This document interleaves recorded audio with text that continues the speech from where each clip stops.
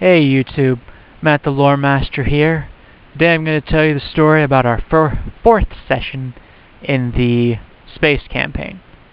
The players have just emerged from a Egyptian-style temple and acquired a lamp of unknown magical function.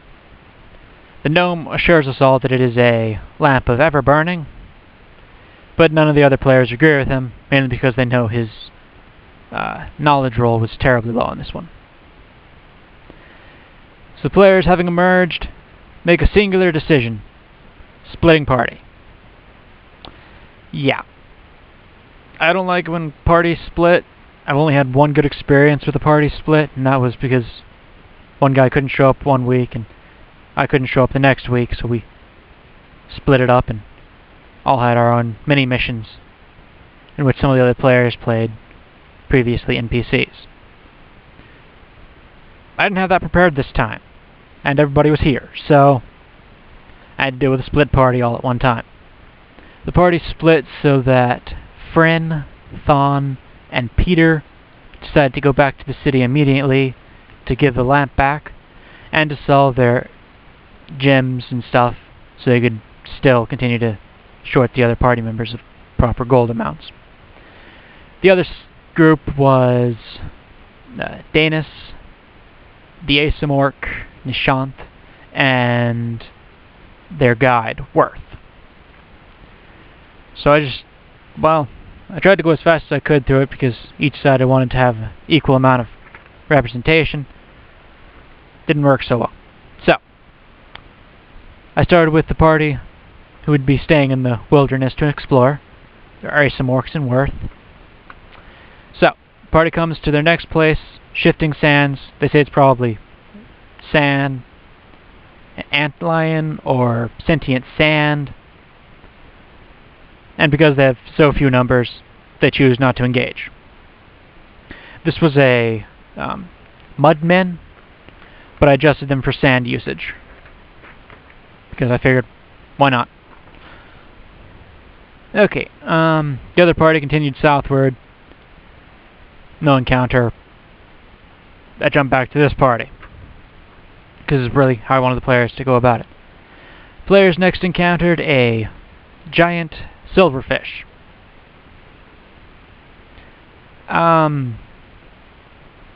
They fought with it for a little while because it engaged in combat against them. But upon hitting it, they heard a clank and determined that its exoskeleton was too strong to be penetrated. So the party ran away, and I determined that yes, they could run away at full speed and escape it. So they rolled for strength to run away, they ran away, they're gone. This was in fact another mechanical device that was actually Empire made. I wanted to bring in the Galactic Empire at this point, but the party didn't run into it, so I'm not terribly discouraged about that because I had the mechanized space pirate captain earlier, and that was fine enough for me. I didn't want to overburden them, and I guess encountering the giant silverfish was fine instead of having to deal with it.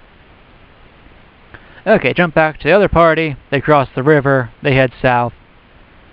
Complete one of the sub-missions they got in the wilderness, which was to report where they encountered the Belgwa to a Shidu, which is a flying horse person. They did so, and he told them where the temple was. The players looked at him with a dumbfounded look, and then all agreed that they should just say thank you and move on.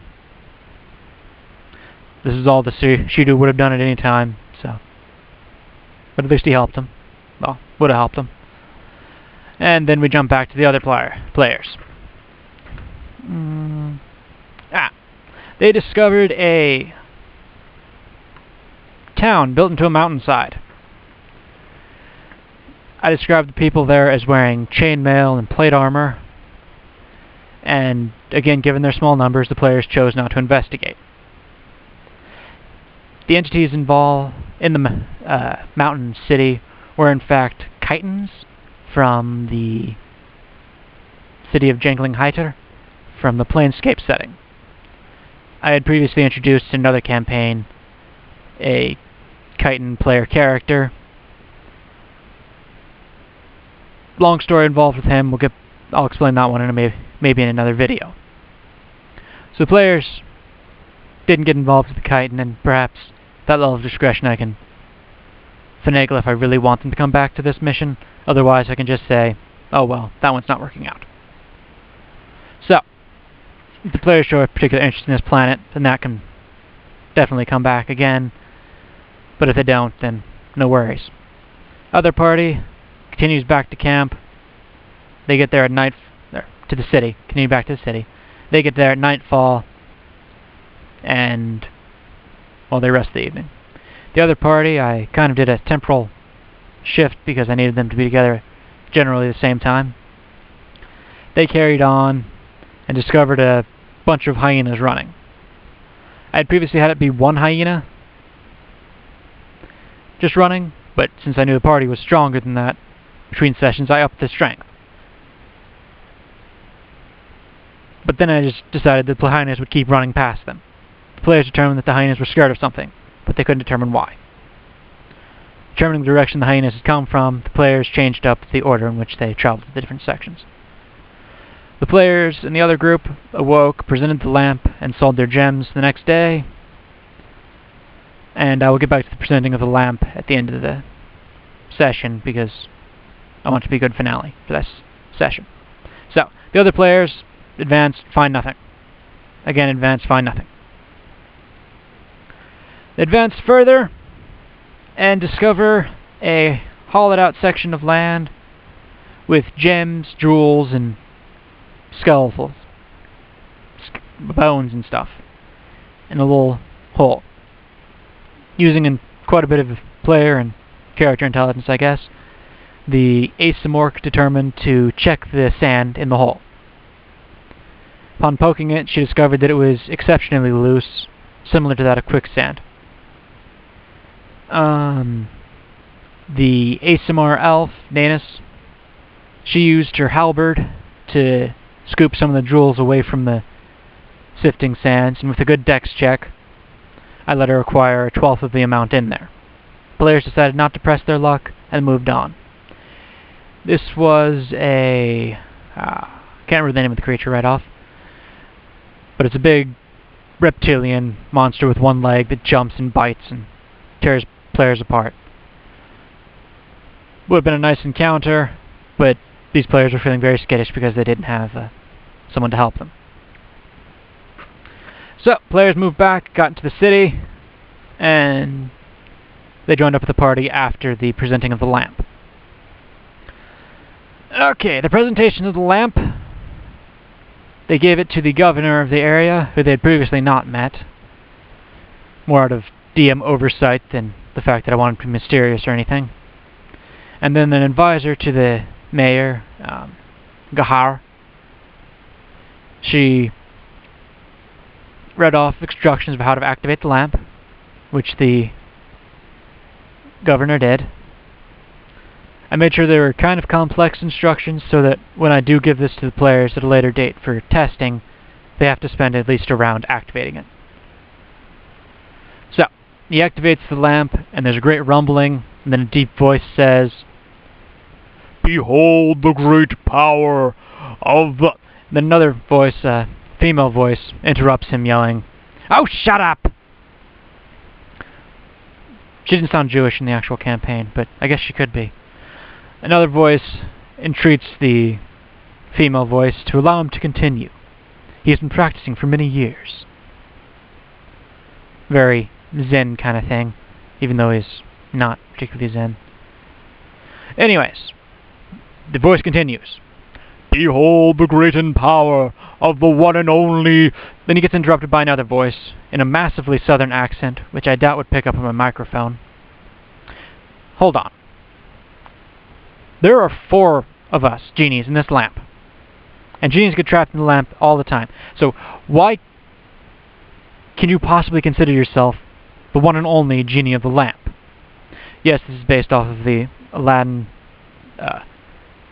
intro for genie, but I didn't want to steal it directly because, may rest in peace, Robin Williams. And I didn't want to bring that up because it is still recent as of the time of this session. relatively recent. So,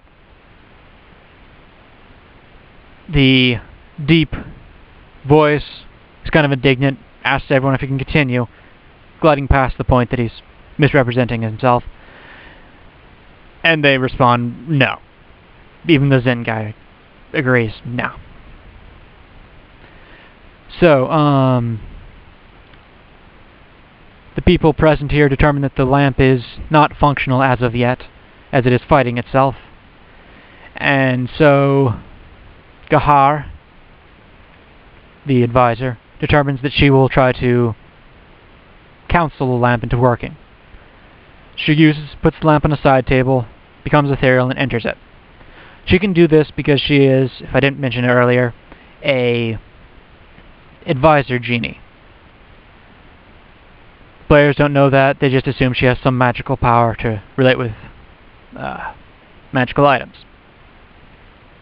They're kind of bummed they don't get the super magical item, but I told them I would keep them posted on its repair.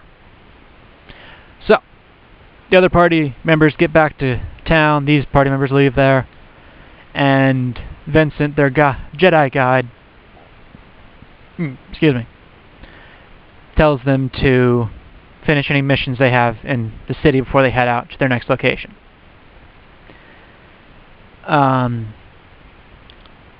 The Aasimars, still wanting to put people on the first station, named First Station, because I'm really original,